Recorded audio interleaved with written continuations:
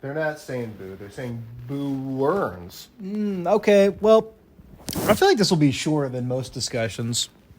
It kind of, I think it's set up. Okay, so people asked for a summary. Summary was, it's COVID time. Everyone gets on a Zoom call.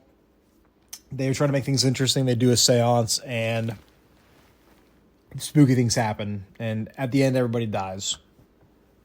That's the whole thing. And I think in the film was, I mean, literally when the extra stuff started at the end, that movie was 54 minutes long, very short. So it's kind of a shorter flick, but I think it set out what it needed to do. I think it kind of was spooky if that's kind of your thing to get spooked by, like seances and stuff like that. I thought the special effects were good. There really wasn't many. They seemed to be more practical, This might be the most direct of a review as I can get, as I've given so far. I thought this movie sucked. Did you? I thought this sucked, and for a couple of reasons why. This movie was trash. For a couple of reasons, okay, so there's another movie that's very similar called Unfriended that came out in 2016. I did not see that, but I know what you're talking about. And I think that this movie doesn't do anything new or different or more interesting than a lot of its contemporaries. I think that I think the runtime hurt it because for an hour long, I feel like you need to have something extremely compelling that's really concise, and it really wasn't that. And so it didn't have enough time to build anything interesting about these characters, and it also wasn't condensed and interesting enough to make use of that full hour. And I felt like the whole time I'm watching these people having extremely predictable, absolutely, the exact same kind of seance-like experience that you'll have if you watch any other horror movie. I think that the reason why I really didn't like this is I think that there are so many other movies in this category that do so much of a better job, whether have interesting characters, the scares are more interesting, maybe it's both, but I felt like this didn't do either. It's not long enough to establish these characters as having any sort of rapport. It's just these might as well be six strangers. You don't really get to know them. I feel like the scares are so just standard fare. There's nothing interesting or new or different. I don't know. I really did not like this, and I think that the runtime hurt it instead of helped it. I like you're very bold in your critique, because I will say I was entertained. I would say in that sense I liked it. Was it all that scary? No, not really. But again, and we talk about the placement of this movie during COVID times and the Zoom meetings, you don't really get to know the characters. You don't really care about who they are as people necessarily. You don't really get they're not really, like Aaron said, it's just six strangers. You don't really. They might as well not even know each other. Yeah, you don't really know their personalities, and I think that there was some. It kind of reminds me of a Sia song, right? Cheap thrills, right? That's what the movie is. It's a cheap thrill. It's just you get what you get, and that's it. That was the end, Yeah, and I mean, to me, I feel like even the scares, even if they're you know what, we're not doing anything ambitious here. We're not doing anything. We're not trying to get you to know these characters. They're not all that important. That's even fine. But I don't even feel like the scares were interesting or thrilling or exciting. I felt like it was a lot of spooky face jump scare. Yeah. It was did you hear that weird sound? And then they pulled me on my chair. Yeah, it's just some of the most completely pedestrian scares that you've seen a million times. The one that I thought was cool is the mask. I thought that was a pretty interesting effect. it's not an hour long. Is it worth it to wait for that? The thing that I thought was kind of funny in this movie is that there's a scene where one of the characters is clearly calling in from her phone to join this Zoom call. And so it's obvious because the orientation of her video is in portrait, and everybody else is in landscape, right? So you're ostensibly thinking everybody who's on this call is using a laptop. The idea that some of these people are wandering their house, walking around, trying to go into the attic, Yeah. holding it still, showing you Yeah. with a laptop, one of Yeah. the most awkward pieces of electronic When you can't material. see the screen, you're is bending it so up to awkward. the Like imagine you're trying to film a birthday party, or you're trying to film like I don't know, like you go on vacation and you use your laptop to capture video. It is such an impossible task, and the idea that these people are carrying a laptop to film. Yeah. Now, I mean, like I think that movies like this are interesting to me because I think that they're trying to be very resourceful, and I think that that's cool. I think that they're trying to tell a compelling story in what seems like a continuous take. It's probably not. It probably has convenient places where they have like cuts to shore things up. But I think that this style of movie is interesting, but I don't think it's interesting enough to carry this movie into something I find interesting. I think that there are just plenty of other movies in this genre that are way more interesting. Sure. Yeah, I don't think. I agree with the camera tricks, and we were kind of joking. There was a group of people doing a seance, and one of the only guy in the group actually had to leave because of his girlfriend or something or whatever. He comes back on conveniently when everyone's like dead or there's something else going on, and it's kind of funny because you're like, oh, what? He's like, has no idea what's going on. But then bad things start to happen to him as a matter of like the rules that they set for the seance, which they don't really explain. Like it's all like told to you, hand fed to you.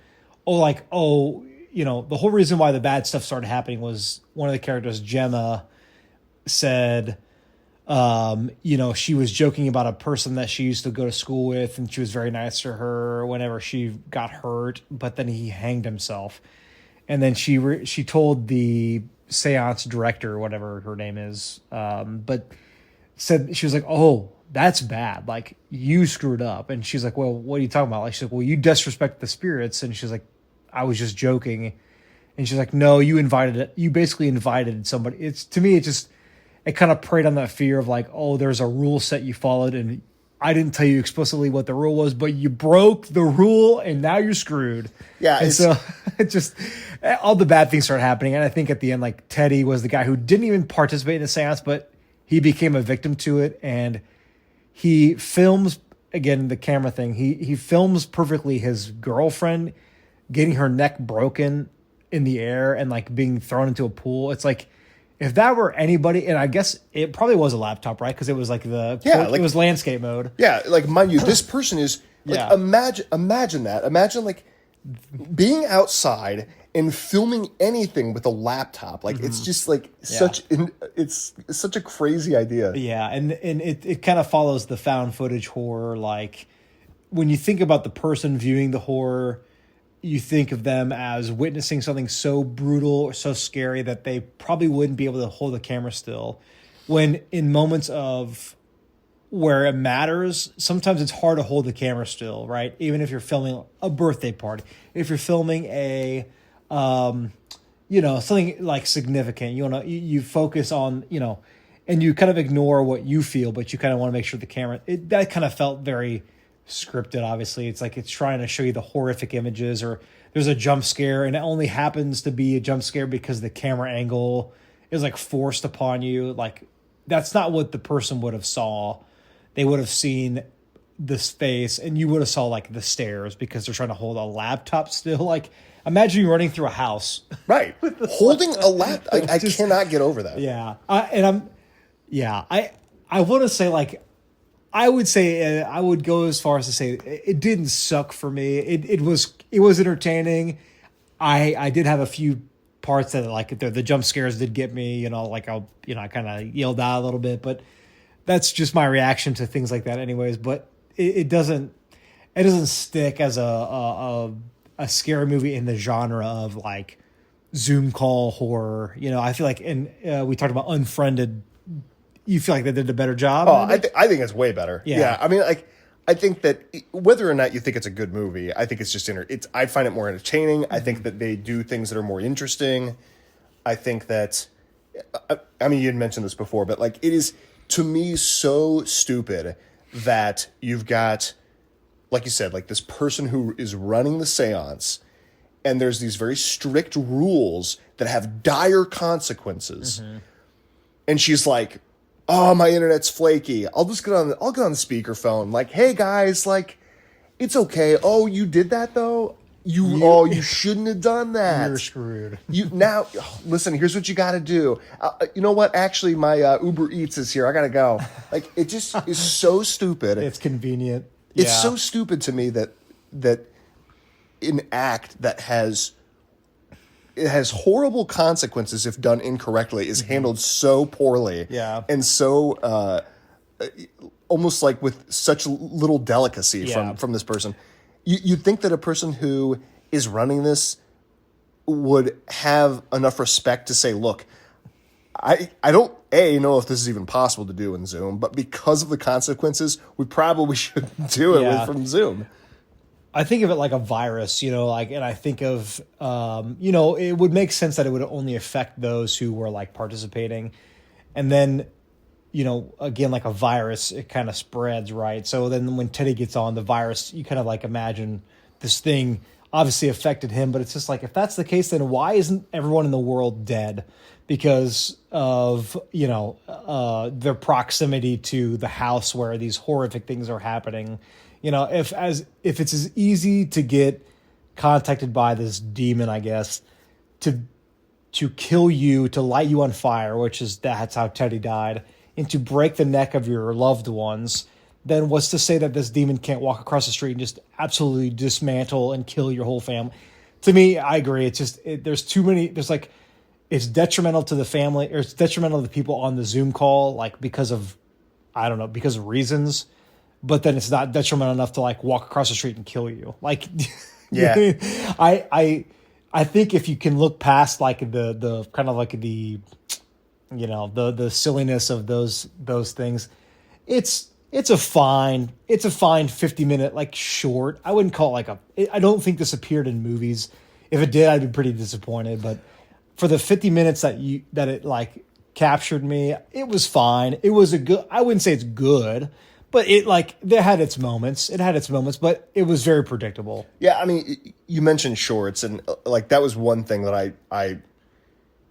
I think about when I see a movie like this that has. I mean, I in general don't have a whole lot of gripes about runtime, but I think that when you have something that's an hour, I feel like you're trying to say something. You're trying to say, I have something interesting, and I'm not so concerned about extending it artificially into an hour and a half or 2 hours for no reason. You think it would do you think this film would have benefited from a little bit more detail if it had gone longer?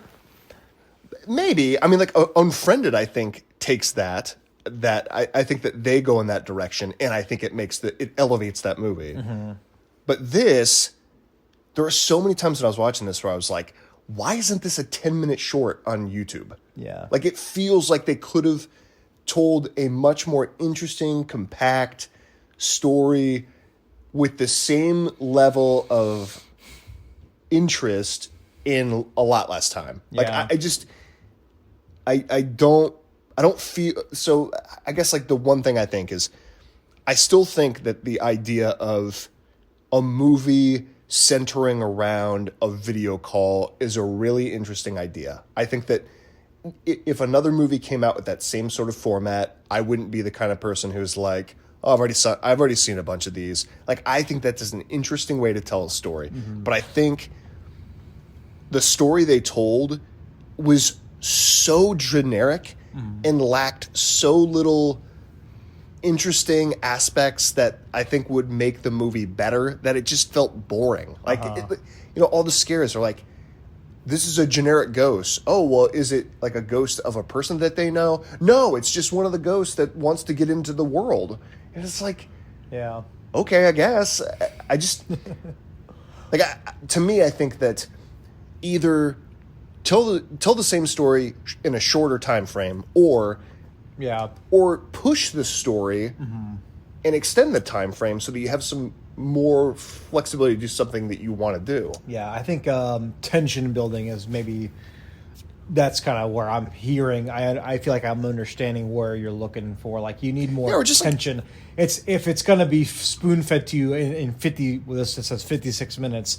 Make it scarier or make it a little bit longer, and then make it more meaningful. Yeah, I mean, like, who are these people? Like, Yeah. what, are Haley and Gemma good friends? Are they not? Do they have like any sort of like background to their friendship? Like, to me, again, like, these might as well be six people Yeah. that had never met each other. Like they had so little to say outside of their phone call. Like they talked almost nothing about what are you doing this weekend? Are you they did some of that, and I Yeah. think that there just wasn't enough for me to feel like I mean, you and I were talking about like, wow, it's a good thing that they put their names in the bottom left corner because Yeah, I we have did no know- idea who these yeah, people are. exactly. Like you just they're completely forgettable. Yeah. Again, like I think that this kind of format can definitely work. I like seeing movies that use this kind of format. I think it's interesting, especially as somebody who spends a lot of his day doing video calls. I did think it was kind of like, I think that they felt very common things in a video call to be strange, which was odd. Like, I mean, I've been in a lot of video calls. It's pretty common that if you have a bad internet connection, that you leave, you join the call, and there's then two of you. duplicate. Yeah, it's like, that's not that weird. That happens constantly. Or like interference or weird sounds. Yeah, or and you would think people who are young, who spend a lot of their time doing Zoom calls, would find that to be very like typical of a video call. But they seem like constantly shocked by very benign sort of experiences that you'd have with video conferencing. Yeah. I don't know. I mean, like, what was the part that we thought was funny with the girl that had the lizard filter? Yeah, like during the scariest part. Well, a scary part. I guess the filter gets re-added to it, and she's running away, and then She's like under a blanket. she's under a blanket, but it's giving her this lizard face. So when she opens her mouth, like a long fake tongue will come out like a lizard or something, and she's like trembling. yeah, and it almost like it ruins it almost adds a sense of humor that I feel like, I don't know if it's intentional, but it comes across as like a comedy. And I feel like the movie needed some more of something, and it could have been that. It could have been like, you know what? If you feel like you've got material to make this almost like a little bit of a dark comedy, like go with that. But Yeah. I feel like Yeah. it didn't. It's a bit of both, and it's like it didn't have a one direction that It's a very watered down, like warm glass of lemonade. It's like, okay, like Yeah. I think that you could have made this much better with the material that you had if you would have done something different with it. Yeah, I think it kind of, it came out in 2020, and this is like the height of COVID. This is July 2020, I think, is what the month was. But I think it comes out like height of COVID, and I think that's kind of, it plays into the fears of like a Zoom call, and where some people didn't understand how to use video technology a little bit. But I think overall I agree. I think a lot of it it kind of misses the mark, and it could have been better in certain ways.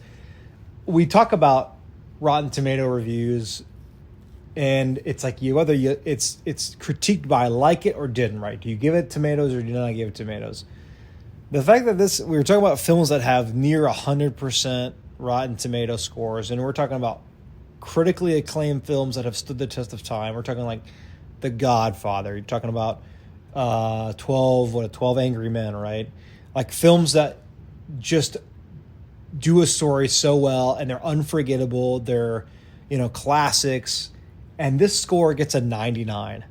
To me, it's usually a bad sign if you see a horror film like this get a 99%, because it just feels like those reviews were bought because Or- there is no way that many people thought that this was a good film. Or it's just like a crazy small sample Yeah. size, like it's, you got like 50, 30 Yeah, people. I see. Yeah, that's true.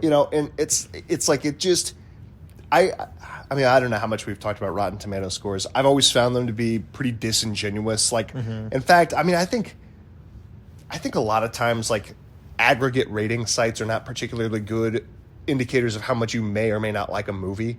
I think it's a lot better to find people who have shared movie tastes and, just try stuff out. There's a lot of stuff that I like that gets horrible reviews, but Yeah. I find it interesting. But Yeah. anyway, like I would say is if you're interested in watching a movie that uses a format of a real-time video conferencing call, which I do think is interesting, I think there are a lot better entries in this genre than this one.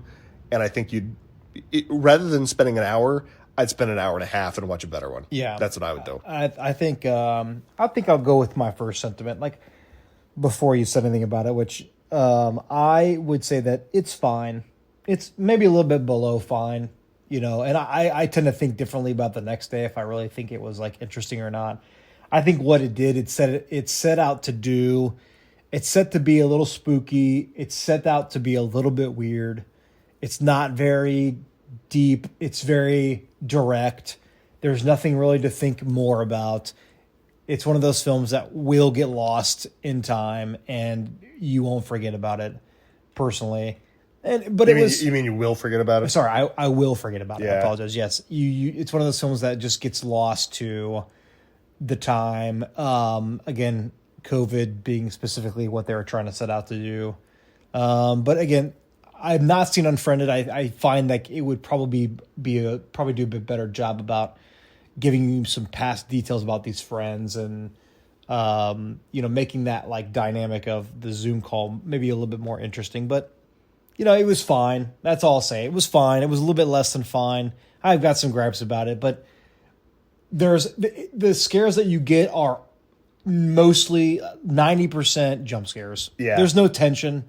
There's little tension. It gives me no reason to like think about it anymore than what I just watched. I think the one thing we hadn't said that was like so bizarre was you get through watching this movie and then immediately after the movie ends Yeah. is it like a bit of text and it says the creators of the movie host had an online seance and here is the unedited uncut seance. Yeah. And it's like an abridged version of the movie you Yeah. just saw. And it happens. Same stuff. Yeah. The It's- woman tells you, and she actually becomes disconnected. Like the seance leader becomes disconnected, and it's almost a matter of they just tie that to the movie as a matter of like, oh, that's actually kind of scary. And then kind of one of the lead actresses, Gemma, is the one that like gets up and says something moved. And you don't see anything, but then one guy kind of brings it back down, and it literally, yeah, it's the same thing. It's just like literally Like a why Zoom call of the like kind of like how they came up with the movie plot. it was like a behind the scenes. Yeah. But it was told not in like some menu, and obviously like there's not necessarily a menu because we rented this off of like Apple TV, but it was like immediately watching a movie. It's like imagine you watched the last Lord of the Rings and immediately was like, so here's how we made the Uruk-hai in the Widow Workshop, and you start going. It's like, why are you showing me that? I just watched this movie. Yeah, it was almost it was not it wasn't needed. It was like It almost kind of diminishes the point of the film. Like why are you showing me the first draft of the movie you just showed me? It was such a bizarre experience. Yeah. I don't know. Like I said, I check it out if you want to, but I would say if you're looking for a movie in a genre that features this, I think you'll find better installments elsewhere. I agree. So how do we end this? One, two, I think Hold on. We gotta imagine you've tied a rope around yourself. Yep. And that rope extends to the front door, and the front door extends to the astral, to the astral plane. out of the astral plane. And then the astral plane connects to the hip bone, and the hip bone connects to the... Temple bone connects. All right, and then on the count of 3, we're going to cut the rope, all right? already. Oh, 1, 2... Oh, are we doing 3 and then go? No, it's on 3. No, that's what I said. Not on go. Okay. Not on go. Ready? 1, 2, 3.